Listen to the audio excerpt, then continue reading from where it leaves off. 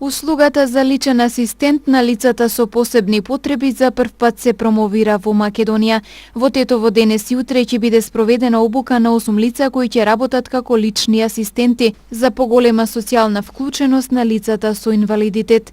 Целта на проектот, насловен како лична асистенција за живот, работа и радост, е да се овозможи лицата со инвалидитет да достигнат самостоен живот како активни членови кои ќе придонесуваат за заедницата преку помош и поддршка од стручно способено лице. Тренинг кој се овде одвија е заправо тренинг под називом Лична поддршка за живот, работа и радост.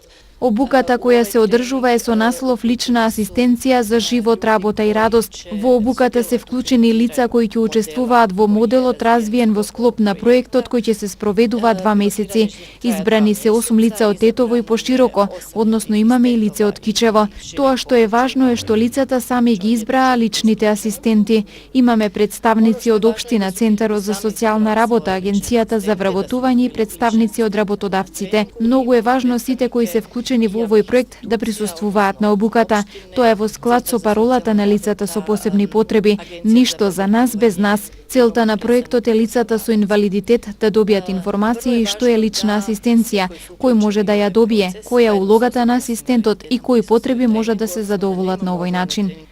Инаку целокупниот проект се состои од 3 компоненти. Освен воведување на услуги за лична асистенција за лицата со инвалидитет, проектот предвидува и унапредување на професионалната рехабилитација и вработување на лицата со инвалидитет и надградба на постоечкиот мониторинг систем и вмрежување.